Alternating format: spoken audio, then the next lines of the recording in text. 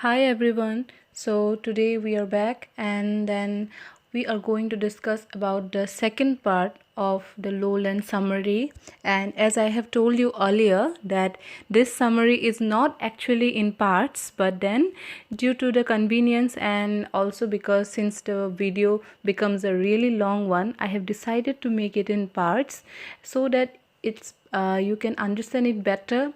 And I would also like if you all ask me questions after each part. And so in the last part, now let us revise a bit about the last part. In the last part, I explained you all about two brothers who grew up in Calcutta during the 1960s, and the names of the brothers are Subhas and Udayan Mitra, and they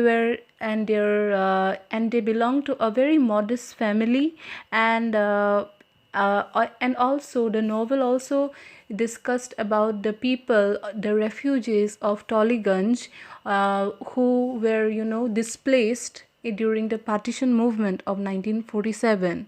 But and these boys, they were also very much politically influenced.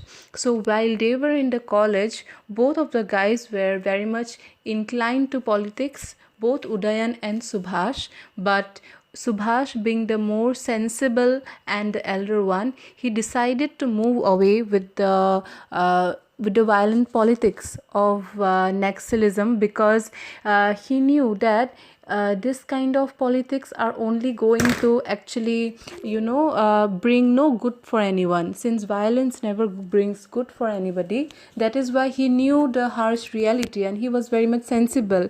He tried to drive his brother away from this kind of activities, but he actually failed.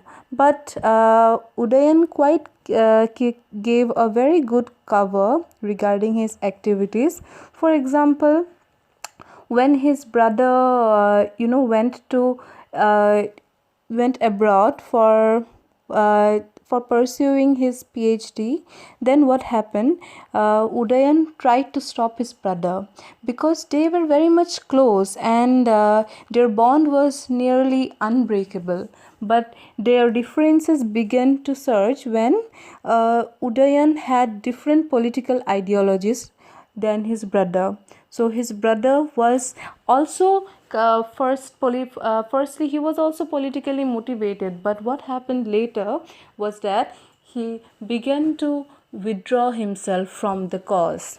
So what happened is that after some time his life began to change. So when he came to the University of Rhode Island, then what happened? He used to date a woman called Molly, and but their affair was short-lived, and she left him. So while dating her, he also had certain confusions in his mind as to he has to, he will also have to fight an ordeal with his parents regarding his marriage with a foreigner. But then his relationship sadly ended and they parted their ways. And in the meantime, what did Udayan did? Udayan was very much politically activated. So when Subhash used to write his letters, Udayan always did not mention about his political, involvements. But then he was actually doing that behind his back. And then what happened is that Udayan married a girl called Gauri, and that was against his parents' wishes. So they did not like the fact that Udayan had married this girl Gauri, and so they also did not kind of treat her very well. And as you know, this is a kind of a scenario of every Indian household, isn't it? That whenever we don't accept someone openly, then we used to have some harsh feelings towards that person. So similarly, what happened after Udayan's death? Gauri was mistreated by his parents. They expected her to leave. And as I have mentioned, Udayan never mentioned him about the politics of Naxalbari. So then what happened is that one certain summer he received a letter from Calcutta which said that Udayan has been killed, and the family they urged him to come back from America. So what happened then, when Subhas returned to Calcutta, he found that the family was completely changed by the violence of the Naxalites. So what happened was that not only his family but the whole atmosphere in the city was changing, and people were killing each other for no reasons, and there was a different kind of violent atmosphere. And Subhash's parents were so much into the grief that they barely noticed that their son had come after such a long time, and nobody was ready to speak about what has actually happened. And so finally what happened, Subhash asked Gauri about the details of his death. So Gauri, as I have already mentioned, is Udayan's widow, and at that time she was around 3 months pregnant by her late husband's child, and she was also isolated by Subhash's parents, because that was a kind of custom of mourning. So what happens in our Indian society is that whenever a husband dies, so the woman, she has to undergo a lot of misfortunes. Like already she suffers the poignant atmosphere of losing her husband, but the society, it deepens her grief by making her cut her hair, and then making her clad in white saris and all. And at that time she was also expecting a child, but she did not get any sort of mercy from his parents. Why? Because somewhere or the other they also kind of blamed her, and they wanted her that she would leave her, and so that they can raise Udayan's child alone. So that is the point, where Subhash sees all this, misfortunes that happens, that has been, that the woman has been suffering, and she decides that she would take her back with him while he leaves. So then Gauri reveals what happened at the night of Udayan's death. So what happened is that when at the night when Udayan was killed, actually the police came in search of Udayan. So when Udayan came to know that the police has come after him, he tried to go and hide in the lowlands. So the lowland was the place where it was a plain which had lakes in both of its sides, and there were these aquatic plants growing on there, isn't it? So what happened, when Udayan saw that police had come, he tried to go and hide in the lowland. Then what happened, the policemen, they tried to threaten Udayan that they would kill his family if he doesn't come out. Then what happened is that the police took Udayan to a van, and he actually at first he did not come out, but then when he thought of the fate of his family was in his hand, so he came out. And then the policemen, they put Udayan into a van and they went away. So what happened, before putting him into a van, what did they do? They actually tried to, the family members were actually very much baffled by the sight of that and they knew the fact that their son is going to be assassinated. But they were also very scared because the policemen held them and Gauri at gunpoint, and that is why they knew that their son's end is going to come now. So what happened then, the family, they went back to their house, and then they went up to their terrace. So from their terrace they saw the police executed Udayan. So when they executed Udayan, they took his body into a van and they never returned it.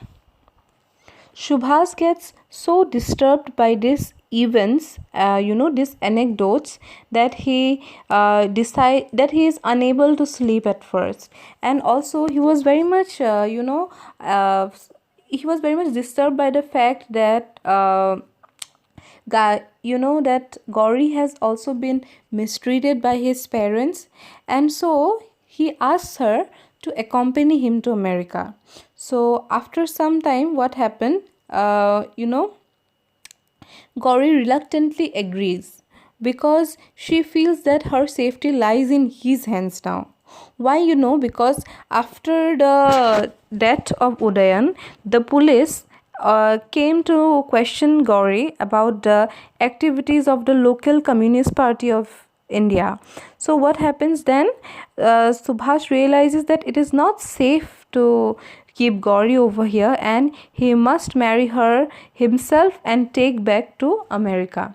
So you see, in this part of the story, we see, initially we had always seen Subhas as an evader, a person who evades things, isn't it?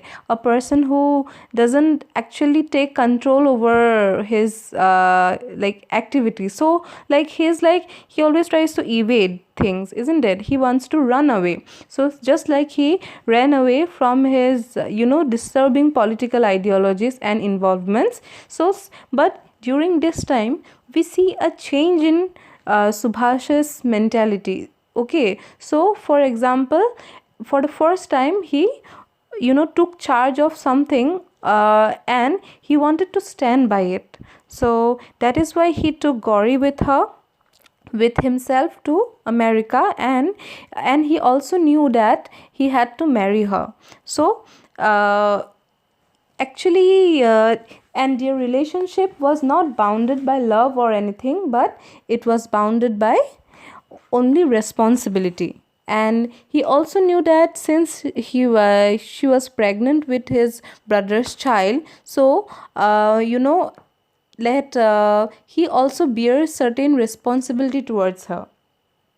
So that is why she tries to he tries to make her agree to go with him. And then what happens, she also warns Subhash that if Udayan had been alive, then he would not have liked this arrangement. Okay, because Udayan and her relationship was born out of love for each other. But then if why, but the point that now his brother has to marry Gauri, it seemed a kind of absurd situation for both of them, and it was very awkward. So then what happened? Gauri arrives in Boston, okay, and she lives with Subhas, and she tries to adjust her life with Subhas. And at that time she is 5 months pregnant, and she struggles with her feelings of isolation, and then it actually it results in her desire to continue her education. So this is the transition form of Gauri, we see. So for example, in India, she did not get that opportunity. She was suppressed by her in-laws, isn't it? But during this time, after Udayan's death and after coming to America, we see a certain transition in Gauri. So how do we see this transition? Is both psychological and physical. Okay, so what she does, she rips up her sari, she cuts off her hair and begins attending philosophy lectures at school. So she cuts off her hair. So you see, cutting off her hair is symbolic. Okay, so it can be a symbol of that she wants to she wants to give away her femininity and embrace masculinity. She wants to grow strong.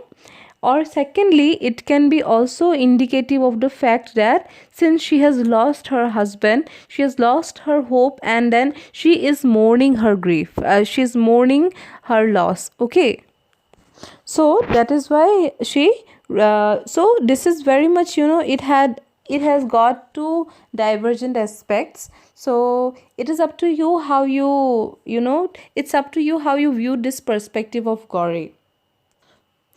And this feelings of isolation and displacement does not go away even after the death of her own daughter. So you see, her own daughter is very much her own and her own flesh and body, isn't it? But still she is very much stuck with the traumatic events that had happened in her life. And also, you see, here comes then the notion of displacement. So when we say about the thing called displacement, then we come to know about several other things. Okay, several other things come to our mind. So what are the other things? Like, with displacement means what? When we move from some other place, and from one place to another. So, and sometimes what happens, that displacement is temporary and sometimes it is permanent, and sometimes this displacement is very much willing, and sometimes it is unwilling. This displacement is forced. Now you see certain refugees, isn't it? For example, the Bangladeshi refugees. So this they also migrate to another country. So this displacement can be sometimes willing and sometimes unwilling, but and sometimes they are very much bound by economic factors, like they want to explore certain new avenues or job opportunities, and that is why they displace. Okay, they migrate. So this process of displacement has been painful for Gauri, because she had to relocate herself from Calcutta to a stranger place for her. So America was actually a very unknown place to her, and that also with she had to adjust with a person that she did not love. Okay, she had to adjust her life with her uh, husband's brother. So that is something very painful. Subhash was initially supportive, but then he gradually disliked this idea of Gauri, that she is so much isolated in her own world, and she tries to, he tries to build up a relationship with her, but this relationship is very much, like forced. Okay, did this relationship did not come out as a like willing gesture. So then what happens, after this they embark on a sexual relationship. Okay, they indulge themselves in a sexual relationship, but still Gauri does not feel that that ownership upon her husband or upon her daughter. So and she doesn't feel that peace. She is very much disturbed in her own state. So then what happens, she actually tries to avoid everybody, her marriage, her husband. She doesn't want to take that responsibility. So then what happens, Shubhas came to know that his father had died. So he went to Calcutta with Bela.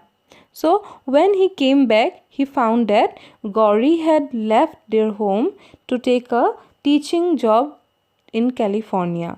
So this is the time where Subhash is very much disturbed.